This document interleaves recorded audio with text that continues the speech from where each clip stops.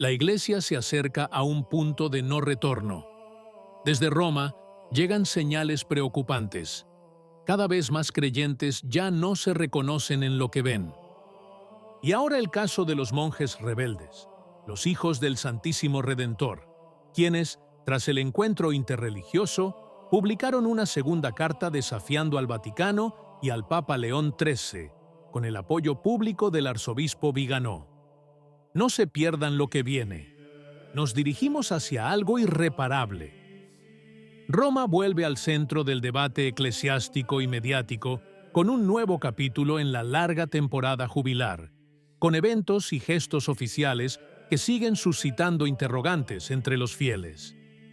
En los últimos días, de hecho, hemos presenciado una serie de reuniones y celebraciones en las que el pontífice ha estado en primera línea, no solo con representantes de distintas denominaciones cristianas, como ortodoxas y protestantes, sino también con figuras abiertamente paganas.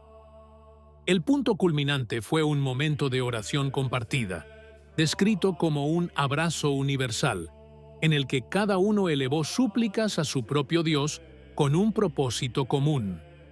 Un gesto que la tradición católica siempre ha mirado con recelo, ya que actos similares de sincretismo religioso fueron condenados en los primeros siglos como una forma de apostasía. Sin embargo, la escena pasó casi desapercibida en los medios oficiales, como si no hubiera ocurrido nada problemático. La palabra anatema, que antaño se utilizaba para preservar la pureza de la fe, hoy parece haber desaparecido del lenguaje eclesiástico, sustituida por un léxico de diálogo e inclusión. Así pues, mientras que en Roma se multiplican las iniciativas ecuménicas, también crece una sensación de desconcierto entre quienes ven la confusión doctrinal no como progreso, sino como una rendición silenciosa. El caso de los hijos del Santísimo Redentor se ha convertido en los últimos meses en un símbolo de la creciente tensión entre la llamada Nueva Iglesia sinodal y los guardianes de la tradición católica perenne. La orden, también conocida como los redentoristas transalpinos, ya había sido objeto de atención y hostilidad por parte de los obispos de Nueva Zelanda, donde tenía sus casas religiosas.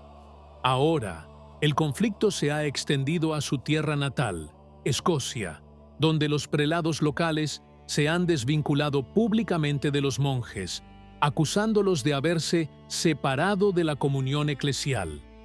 En respuesta, los redentoristas han publicado una carta abierta que ha conmocionado a los círculos católicos más atentos. En ese texto, declaran sin titubear que la fe católica tradicional, la fe de todos los tiempos y de los santos, es incompatible con la nueva Iglesia moderna, fruto del Concilio Vaticano II. Una postura que tiene el tono tanto de una acusación como de un testimonio.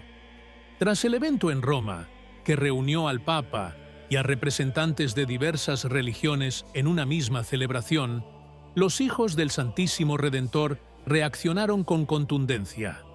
Al día siguiente, publicaron una nueva carta abierta. El documento fue relanzado en las redes sociales por el analista católico Stephen Cox y reabrió inmediatamente la herida que muchos fingían no ver, la relacionada con Nostra Aetate, la declaración del Concilio Vaticano II sobre las relaciones con las religiones no cristianas. Publicado hace 60 años, sigue siendo el punto de inflexión entre la doctrina católica tradicional y una nueva visión dialogante que, según los críticos, allanó el camino para un relativismo doctrinal ahora arraigado en la jerarquía. Los redentoristas lo dicen abiertamente. El indiferentismo religioso, ahora institucionalizado, es fruto de aquel documento que puso a la Iglesia Católica y a otras religiones al mismo nivel, socavando los fundamentos de la singularidad de la verdad revelada. No es casualidad, señalan los monjes, que desde Nostra Aetate se haya extendido un enfoque pastoral que ya no proclama a Cristo como el único camino de salvación, sino que habla de una búsqueda común de la verdad.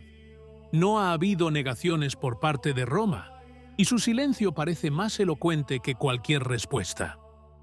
En efecto, las palabras pronunciadas por el Papa León XIV durante su homilía del 26 de octubre, con motivo del jubileo de los grupos sinodales, han suscitado una ola de asombro y preocupación en muchos círculos católicos. El pontífice declaró que ser iglesia sinodal significa reconocer que la verdad no se posee, sino que se busca juntos, dejándonos guiar por un corazón inquieto enamorado del amor. Y añadió que nadie posee toda la verdad. Debemos buscarla humildemente y juntos. Estas frases, a primera vista, podrían parecer una invitación a la comunión, pero cuando se leen a la luz del magisterio de todos los tiempos, parecen constituir una ruptura con la enseñanza milenarista de la Iglesia, que siempre ha afirmado salvaguardar plenamente la verdad revelada por Cristo. La reacción de muchos teólogos y fieles fue de consternación. ¿Cómo conciliar la idea de una verdad en movimiento con la afirmación dogmática de que la Iglesia es columna y fundamento de la verdad? La contradicción, argumentan los tradicionalistas, no es meramente teórica, sino existencial. Si nadie posee ya la verdad, entonces incluso la fe católica se disuelve en un mar de opiniones. Sin embargo, según los críticos, la llamada Nueva Iglesia Sinodal se basa precisamente en esta ambigüedad.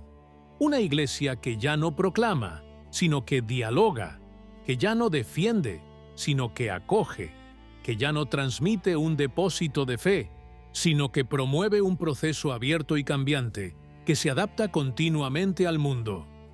Es en este sentido que la tensión entre la Iglesia de todos los tiempos y la Iglesia postconciliar parece ahora insalvable. No se trata de una disputa académica, sino más bien de dos eclesiologías incompatibles.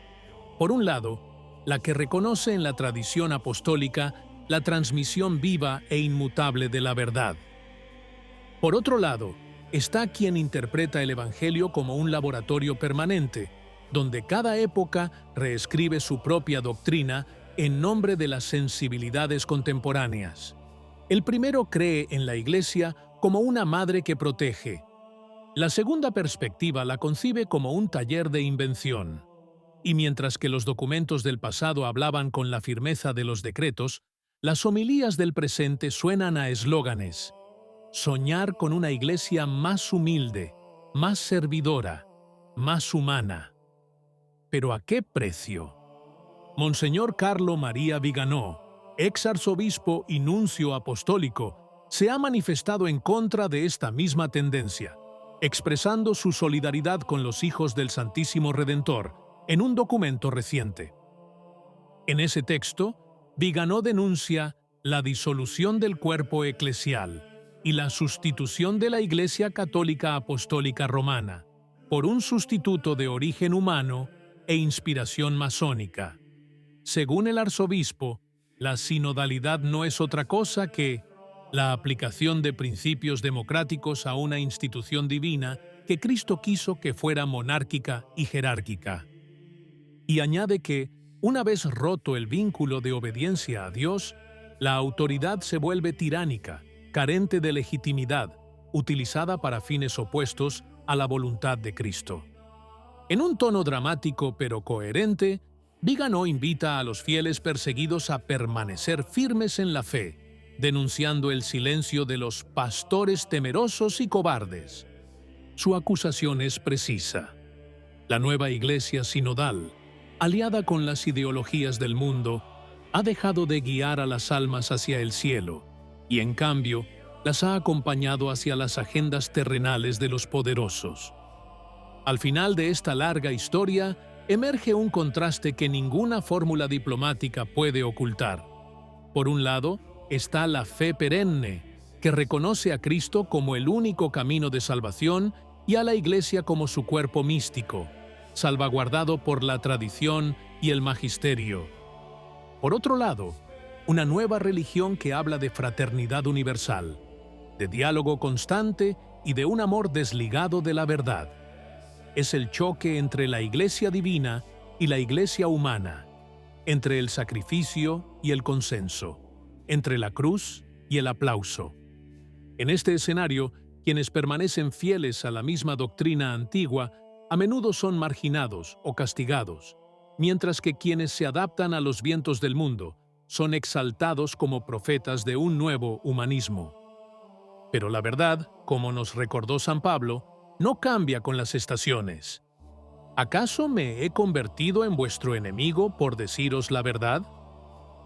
¿Qué te parece? Si te gustó el video, comenta amén. Que Dios te bendiga.